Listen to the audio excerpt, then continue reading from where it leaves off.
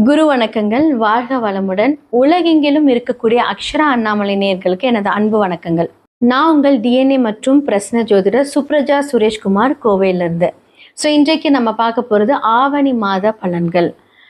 நிறைய நல்ல பண்டிகைகள் இந்த மாதத்தில் வரப்போகுது. கோகுல அஷ்டமி, அடுத்ததாக விநாயகர் சதுர்த்தி அண்டு மலையாளிஸ் ரொம்ப சிறப்பாக கொண்டாடப்படுகிற ஓணம் பண்டிகை. இது எல்லாமே ரொம்ப ரொம்ப ஒரு சிறப்பான விஷயங்கள் இந்த மாதத்தில் நடக்க போகுது. அடுத்ததான் இந்த உலகத்தில் நடக்கக்கூடிய சில மாற்றங்களை பற்றி நம்ம பார்ப்போம். பொதுவாக என்ன மாதிரியான காம்பினேஷன் இருக்குது அப்படிங்கிறதையும் நம்ம பார்ப்போம். சூரியன், கேது, புதன் இவங்க எல்லாருமே காலபுருஷ தத்துவத்தின் 5ஆம் வீட்டில் சேர்க்கை பெறுகிறார்கள். இந்த காம்பினேஷன் ஆல்ரெடி கும்பத்தில் ராகு இருக்காங்க. கடக வீட்டில் குரு தனித்து நிற்கிறார். அப்புறம் மிதுன வீட்டில் செவ்வாய் தனித்து நிற்கிறாங்க.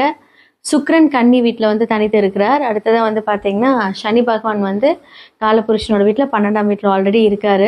இத்தனை காம்பினேஷன்ஸ் போயிட்டு வந்துட்டுருக்கு.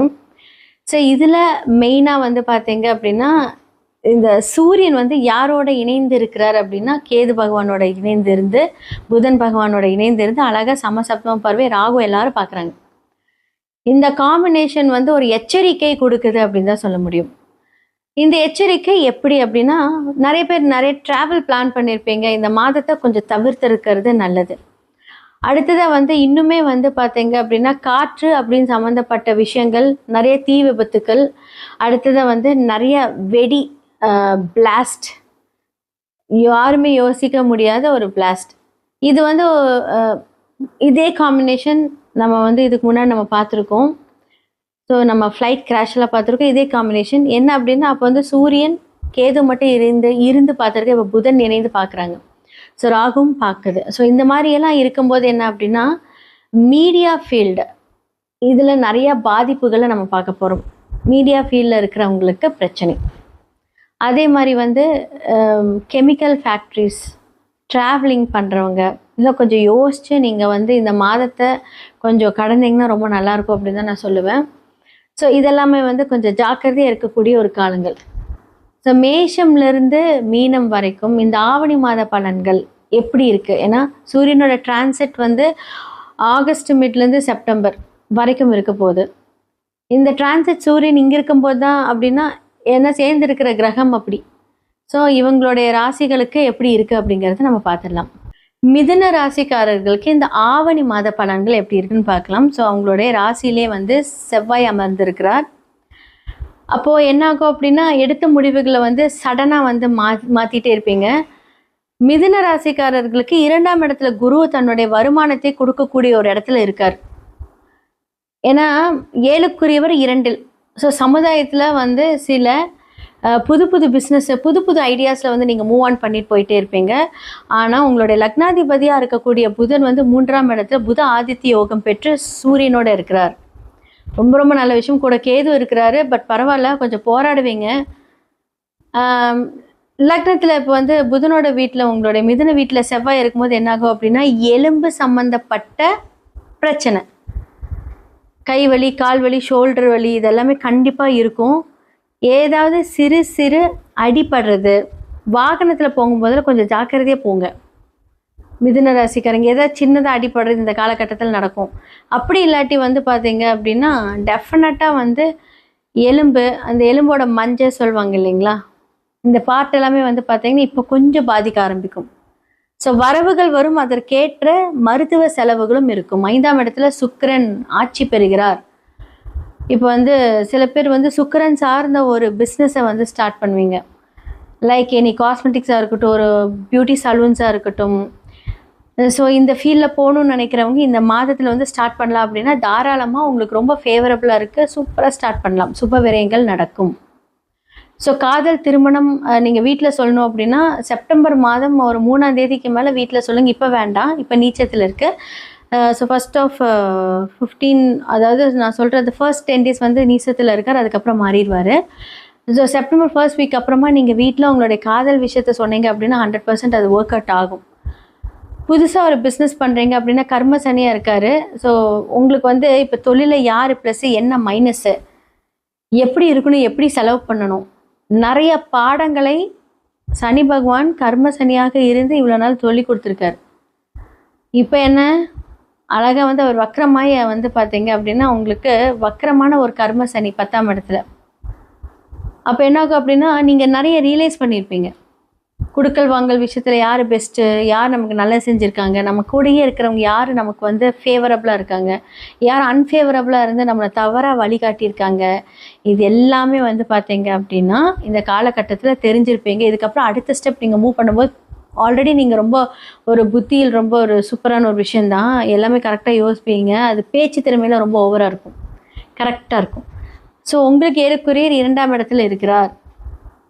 ஸோ 10க்குரியவர் என்ன ஆகுது உங்களுக்கு 2ஆம் வீட்டில் இருக்காரு. ஸோ புது பிஸ்னஸ் ஸ்டார்ட் பண்ணுறதுக்கு உண்டான எல்லாமே நீங்கள் வந்து ஒரு 2-3 மாதத்துக்கு முன்னாடி வந்து பிளானிங் ஸ்டார்ட் ஆகிருக்கும்.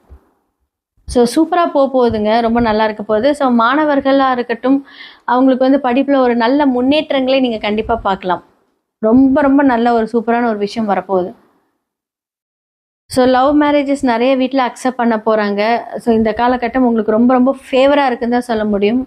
ஸோ 5ல் சுக்கிரன் அதோட ஆட்சி பெற்ற வீட்டில் இருக்கும்போது மனதுக்கு பிடித்த எல்லா விஷயங்களும் நடக்கும். அதற்கான ஒரு சுப விரயங்கள் நடக்கும். ஸோ எல்லாமே யோசிச்சு பண்ணுங்கள். சூப்பராக இருக்க போகுது, ரொம்ப ரொம்ப நல்லா இருக்க போகுது. ஸோ செவ்வாய் மட்டும்தான் கொஞ்சம் ட்ரபிளாக இருக்கார் உங்களுக்கு.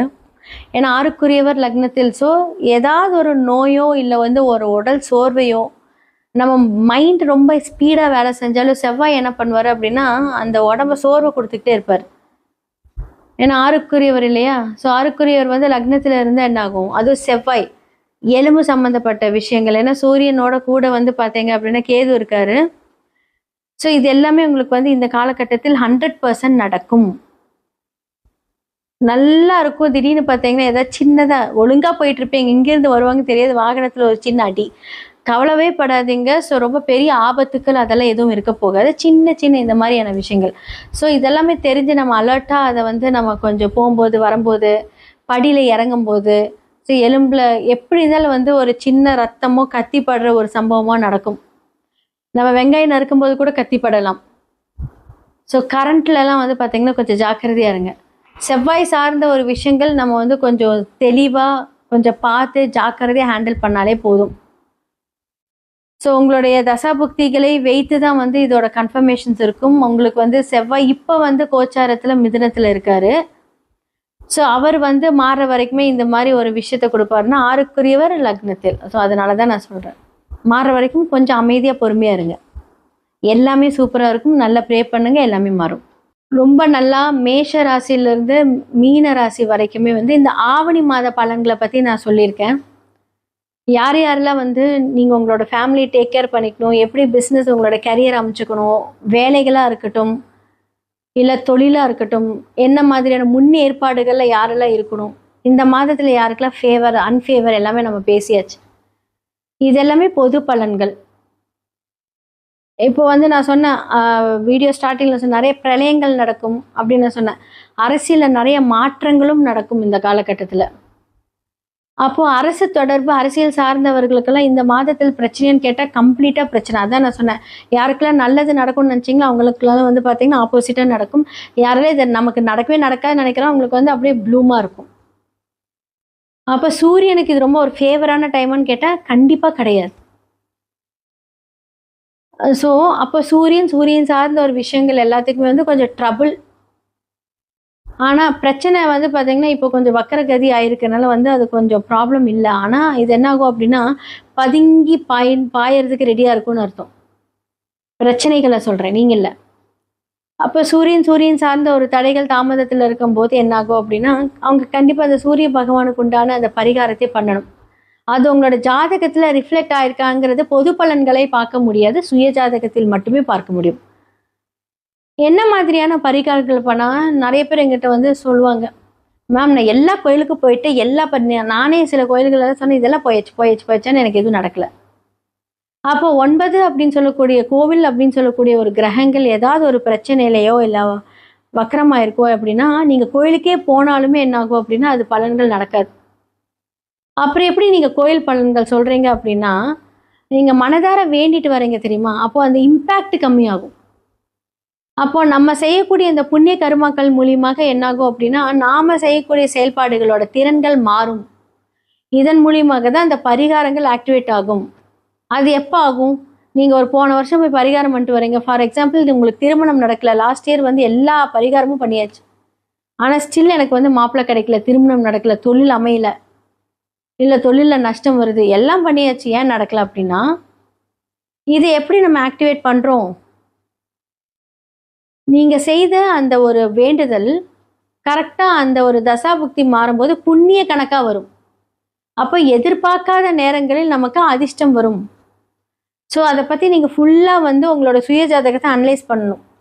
ஒரு விஷயத்தை நீங்க கிரகப்படி பார்க்குறீங்களா, டிஎன்ஏ படி பார்க்குறீங்களா, இல்லை உங்களோட ஓன் ஸ்டைலை நீங்க பார்க்குறீங்களா, இது என்ன பரிகாரமோ அதற்கான அந்த கர்மா விளைவுகள் எல்லாமே சூப்பரா இருக்கும். சுய ஜாதகத்தை பாருங்க. ஸோ ஸ்டோன்ஸ் மூலிமா ஆக்டிவேட் பண்ணலாம். அண்ட் வாஸ்து பிரச்சனைகள் எதுவாக இருந்தாலும் நீங்கள் அழைக்கலாம். எல்லாத்துக்குமே சொல்யூஷன், தி பெஸ்ட் சொல்யூஷன் இருக்கு. கண்டிப்பாக இதே மாதிரியான ஒரு விஷயங்கள் அடுத்தடுத்த இதில் உங்களை நான் வந்து சந்திக்கிறேன். வணக்கம்.